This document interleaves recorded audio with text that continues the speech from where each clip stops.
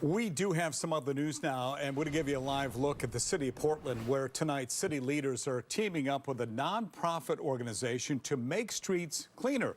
City says in just under 2 months, local businesses are already seeing an increase in business due to those cleaner streets.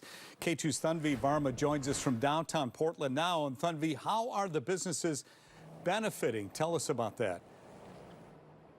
So, Steve, I want to show you something that will explain how they're benefiting.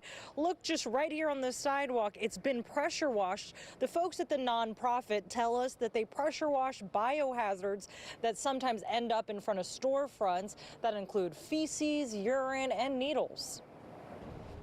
In a city fighting to reclaim its reputation, a new partnership with Central City Concern is helping Portland scrub its sidewalks back to life. And it's not easy work. There could be things like biohazards, in some places, needles, but it's also just everyday use that gets a lot of grunge in cities of our size. Central City Concern employees are not just on foot.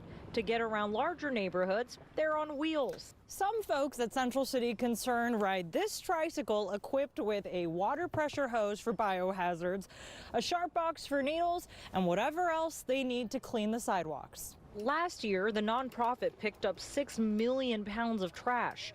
Now, with their city contract, they have a larger staff to pick up even more. So with this expansion, we've hired 15 brand new full-time positions, and it's amazing to see the look on their faces when they're being self-sufficient, that they can buy things for themselves. In just under 2 months, the city says businesses are already seeing the impact. ATC Body Shop sent us a lovely note a couple of weeks ago that they had already seen a drastic improvement in appearance. They relayed to us that since October 1st, they'd already seen a 28% increase in business at their particular site, and they attribute some of that, quite a bit of that, in fact, to this particular program. We called the body shop to verify this information, and a team member confirmed that it is true. That's not the only good. Central City Concern employs houseless people and people who come from humble beginnings. It's a fabulous way for folks to get back on their feet. And coming up at 6, more of those people with humble beginnings, how one man picking up trash says his life changed because of the program. Reporting live in downtown, Tanvi Varma, K2 News. All right, Tanvi, we'll see you later on. Thank you for that. And starting on Monday, the city of Portland plans to start cracking down again on illegally parked lived-in vehicles. Anyone found in violation of city code could face hundreds of dollars in towing fees. Small and medium RVs, boats, tiny homes and cars cost $250. Large RVs, more than $350.